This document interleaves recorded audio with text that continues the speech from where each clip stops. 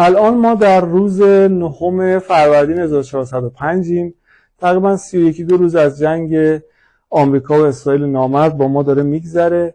نتانیاهو در 1-2 هفته پیش بود اعلام کرد که هدف جنگ ما، ببینید به 3 زبان گفت.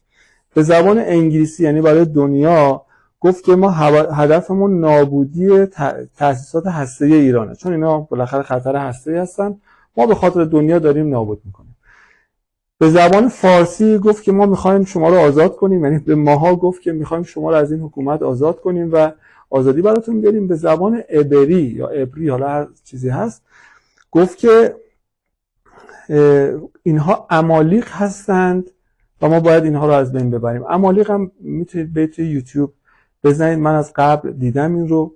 نه اعتقادشون با اینه که عمالیق رو باید حتی کودکان و زنان و بچه و همشون رو از کوچیک تا بزرگ بکشیم بدون هیچ ترحمی. حالا از کلیپاشون توی کانال میذارم ببینید، از سالهای قبل خاخامهاشون در واقع این حرف رو میزدن. حالا ببینید یک انسان 3 جور هدف جنگش رو میگه. این جز فریب میتونه چیزی باشه؟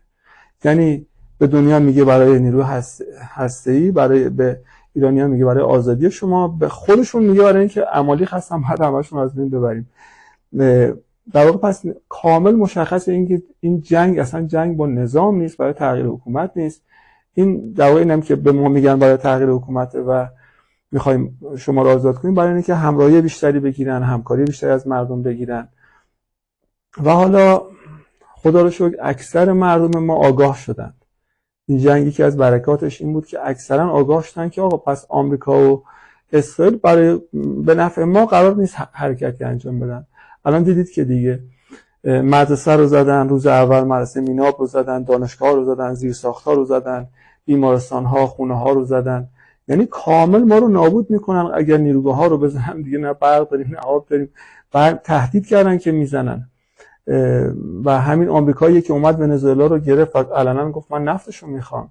یعنی اینا دلشون برای ما مسلماً نسوخته. این برای همه خدا رو شکر، برای همه که نه اکثریت الان در واقع واقف شدن به این قضیه و دیدی که تو خیابونا هم چه کارهای قشنگی انجام میدن، مردم میان و حمایت میکنن از نیروهای مسلحشون. ولی باز حالا ببینید این آمریکا و اسرائیل رو اول تعریف کنم. آمریکا کسی که روی هیروشیما و ناکازاکی بمب اتم انداخته، میلیون هزاران نفر انسان رو کشته، 10,000 صدها هزار نفر رو، و تا صدها سال اینا دارن تولداشون ناقص الخلقه زیاد دارن به خاطر اون رادییشن هایی که داشتن.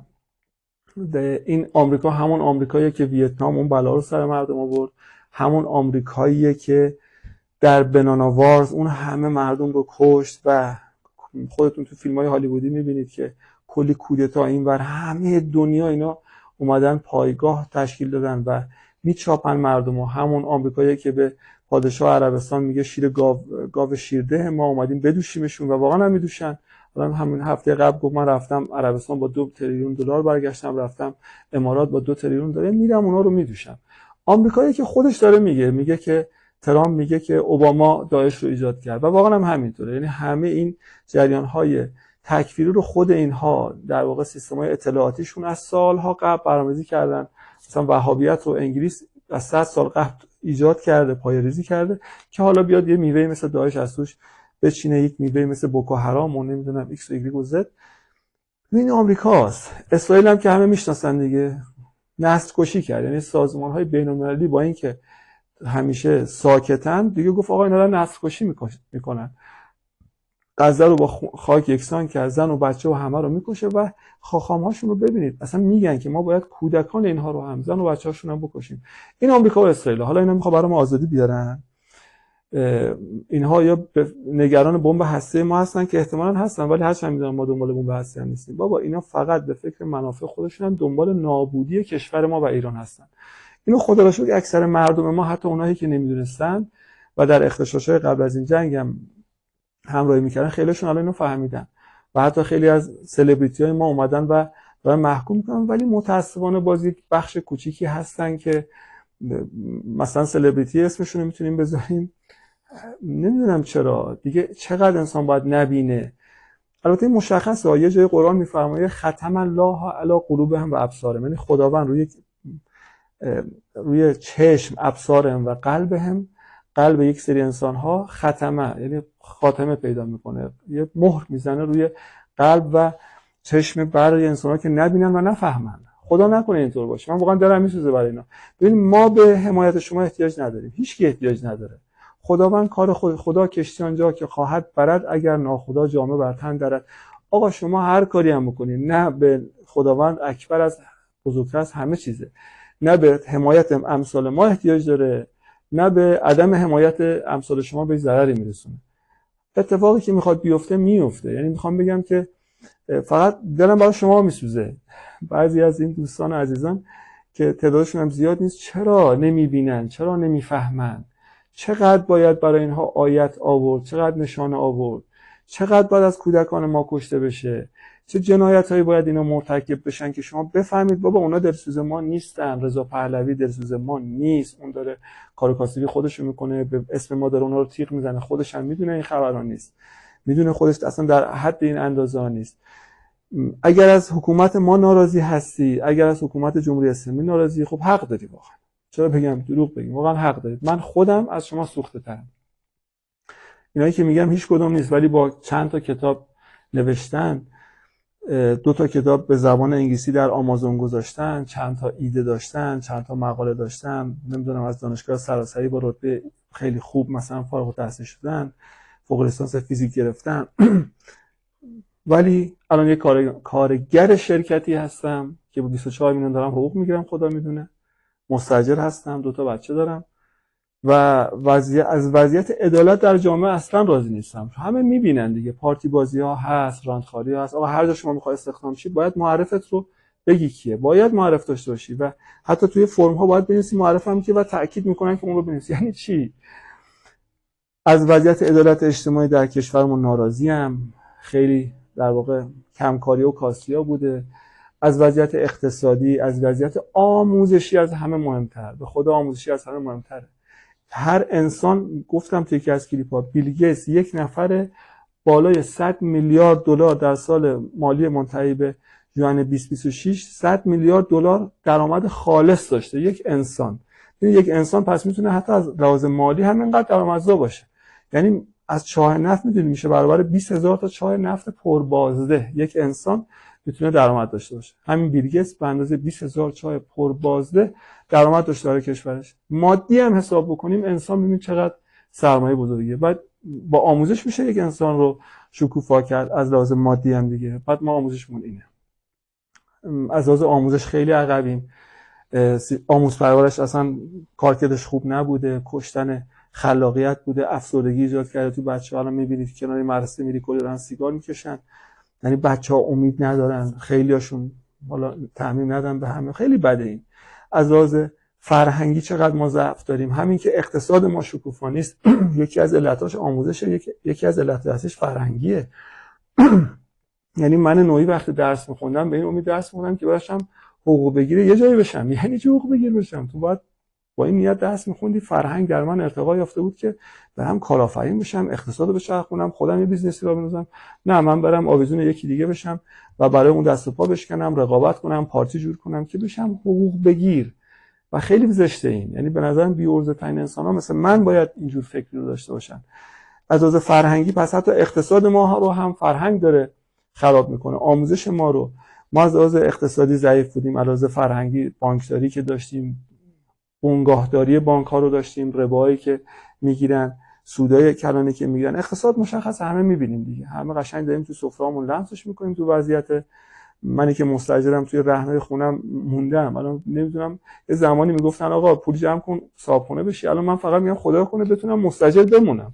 هر سال یک منطقه باید بیام پایینتر و از شهر دیگه کلا داریم میافتیم بیرون. بماند خدمت شما عرض کنم که میخوام بگم من از شما سوخته ترم. یعنی منم جز یکی از سوختگانم از نابخردی ها، نامدیریتی ها، کاستی هایی که در مدیریت کشورمون داشتیم در همه زمین ها، آموزش، فرهنگ، اقتصاد، چی بگم دیگه، کجا رو دست بذارم، عدالت، آزادی بیان. آقا طرف رو مثلا میندازن زندان، خلع لباسش میکنن، چرا؟ چون 2 تا 4 تا حرف زدی. آقا از این 4 تا حرف بیا اول اثبات کن حرفش اشتباهه، نیست تاش هم درسته، نه 4 تاش هم ممکنه درست باشه. چرا میندازی زندان؟ چرا خلع لباس میکنی؟ زشته، اینا خیلی زشته. من اینا همه رو قبول دارم واقعیت جامعه است. ولی یه حرفم هست، آقا این کشتی که ما داریم بدیمش دست آمریکا و اسرائیل، کشتی ایران که حالا توش حالا هر وضعیتی اصلا بوی خوبی نمیاد، بعضی جای سوراخ‌های ریزیه، بدیم دست اسرائیل و آمریکا، اونا اینو آبادش میکنن یا غرقش میکنن؟ مسلما غرقش میکنن. ببینید هر کشوری اونا دلشون برای ما نسوخته، منافع خودشون میخواد. بیدار شیم دوستان عزیزان، اون تعداد کمی که هنوز خوابیم بیدار شیم. الان سال 1405، امیدوارم که بیدار شیم. برای خودتون ها، یعنی نه ضرری برای بقیه میرسه و نه برای راه خدا ضرری شما دارید. هر چیزی مسیر خودش و مشیت الهی طی میکنه. واقعا هم همینطوره. ما نمیخوایم شما بیاید در تیم و جبهه مثلا حق، خودت سود میکنی اگه بیای در جبهه حق، من سود میکنم اگه برم در جبهه حق. جبهه حق به ما نیازی نداره، هیچ وقت نداشته و هیچ وقت هم نیاز نخواهد داشت خداوند به کسی. ما کیم؟ خدا کی هستن؟ همه رو خلق کرده، برای اون هیچی نیست، مثلا خودش همه کار است، همه هیچ کارن واقعا. ولی واقعا حیفه. ببین ما در زمینه‌های دینی هم مشکل داشتیم، ما معرفی دینیمون خیلی قشنگ نبوده، وگرنه دین جاذبه داره. ببینید یک حضرت محمد صلوات الله علیه 1 نفر بود، الان 1 میلیارد نفر شده در دنیا. یعنی 1 نفر بدون هیچ ابزاری، بدون هیچ رسانه‌ای، بدون هیچ حکومتی شروع کرد، الان شده 1 میلیارد نفر. چون حرفش بر مبنای فطرت انسان‌ها بود، جذب کننده بود. دین جذابه، دین زیباست. اگر می‌بینیم الان جذاب نیست، چون احتمالاً این چیزی که داریم ما به عنوان دین یا فطرت عوض شده که نشده، یا دینی که داریم معرفی می‌کنیم احتمالاً همون دینی نیست که باید معرفی کنیم. اون دین نابی نیست که میگن حضرت مهدی بیاد، خیلی‌ها جلوش میستن، میگن آقا این اسلامه، اون میگه نه این اسلامه. ببین این رو هم حتی میگم حوزه‌های علمی هم باید بدونن که آقا شما یک آپدیت دین احتیاج داری. مثلا میگم چند تا مثال جزئی، مثلا فرض کنید حضرت رسول بیان تو این الان حضور داشتن، مثلا یه مثال فقهی میگن آقا 21 کیلومتر بری اونورتر تو مسافری، یعنی نه نماز شکست از روزه هم نمیخواد بگیری. 21 کیلومتر با ماشینی که 120 کیلومتر در ساعت میره چند دقیقه میشه؟ کمتر از 10 دقیقه میرسه. نه الان اگر حضرت رسول بودن میگفتن حد شرعیه در واقع برای شکست شدن نماز روزه 21 کیلومتر، یا میگفتن 210 کیلومتر. چرا آپدیت نمی‌کنی؟ الان یه کلان شهری مثل تهران، شما فرض کن خونه چیتگر محل کار سوهانکه، نزدیک شاید 40 50 کیلومتر فاصله است بین اینا. خب اگر واقعا مسافت ملاکه و سختی ملاکه، خب باید اونم نماز شکسته باشه. اینا رو باید آپدیت کنیم. یک مسافرتی طرف میره مثلا قصد 10 روز میکنه، میره در ماه رمضان، همین چند وقت پیش بود ما خودمون برامون اتفاق افتاد، یه جا رفته بودیم واقعا دچار مشکل شده بودیم، چون طبق احکامشون میگفتن آقا شما حق نداری دیگه، اونجا که 10 روز نیت کردی که تو اون شهر جدید میخواد بمونین نمازات کامل، ولی حق نداری خیلی از اینجا جدا شی. حالا یکی میگفت 2 ساعت بعد بری، 2 ساعت نمیدونم 17 کیلومتر بری، 17 کیلومتر. یعنی چی؟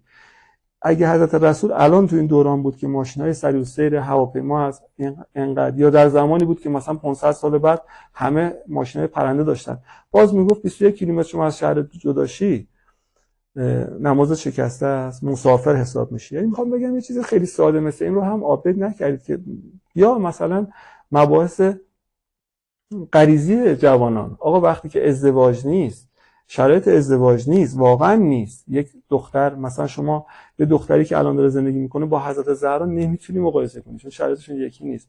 ایشون چند سالگی ازدواج کردن؟ 9 سالگی، 12 سالگی، هر چی. از لحاظ همه چی تأمین بودن، چون ازدواج کرده بودن، یعنی از طبیعی و الهی براشون فراهم بوده. ولی یک دختری که الان زندگی میکنه 35 سال، 34 سال، 40 سال، 50 سال، حتی امکان ازدواج براش فراهم نیست، چون شرایط اقتصادی جامعه خراب شده، مثلا شرایط فرهنگی عوض شده.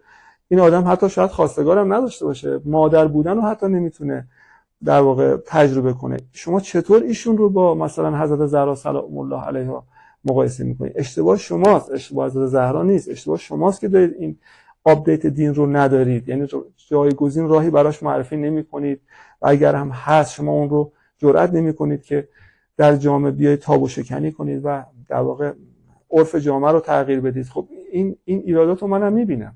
این همه ایرادات گفتم در زمینه آموزش، اقتصاد، فرهنگ، سیاست، همه جا میبینیم این ایرادات متاسفانه هست و این کشتی بوی خوبی توش نمیاد. ولی بالاخره این کشتی مال ماست و ما باید درستش کنیم، نباید بدیمش دست یه نفر که غرقش بکنه.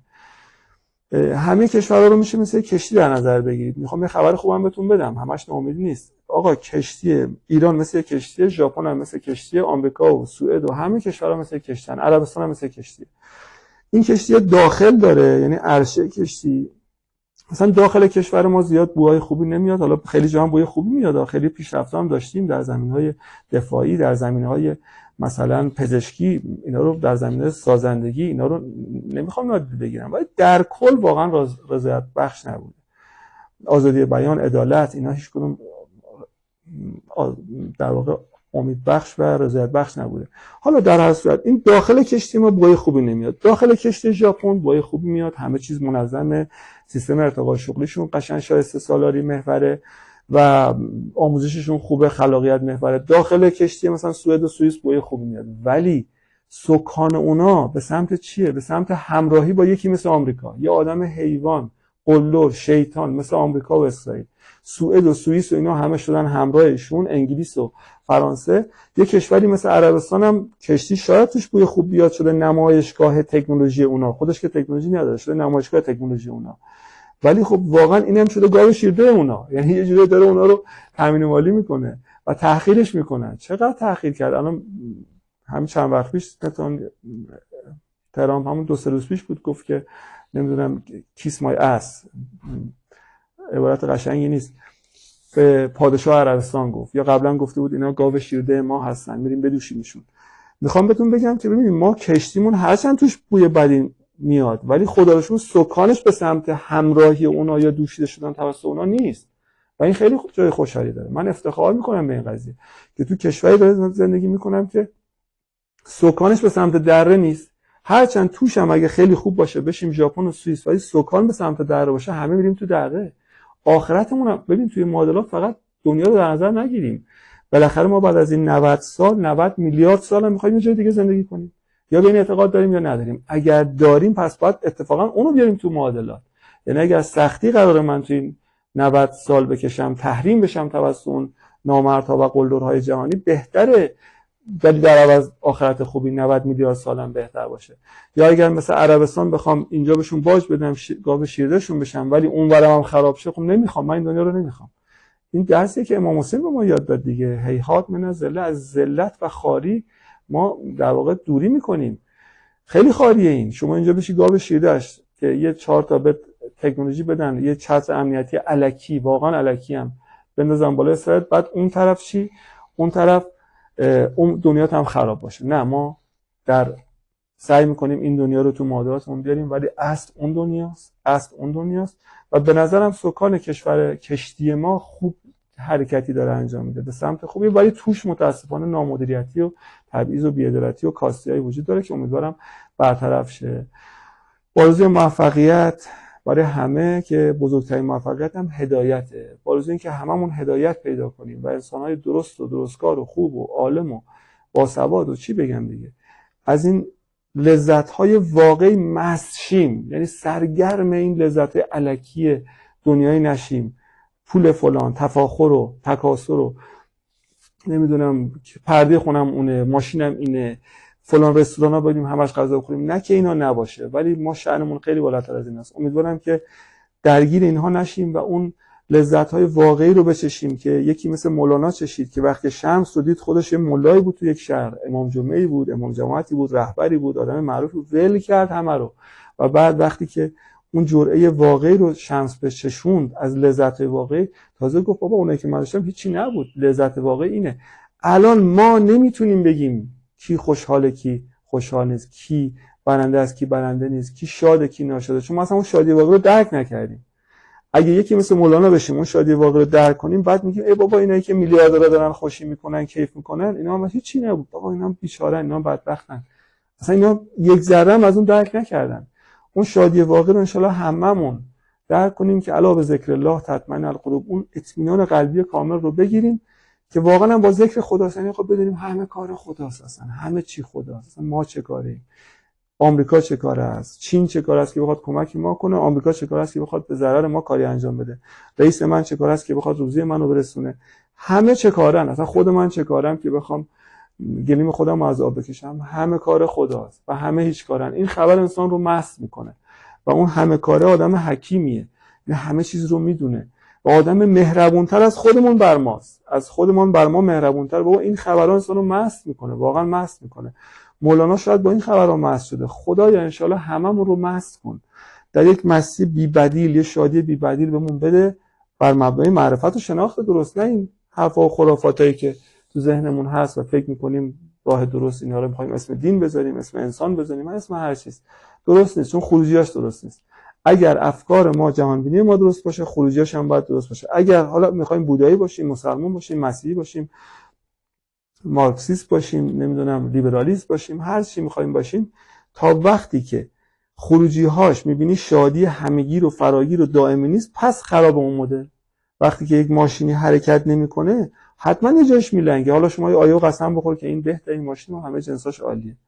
انشالله که این خروجیه رو همه ببینیم که اون شادی و در واقع مستی واقعیه. یا حق. خدا نگهدارت.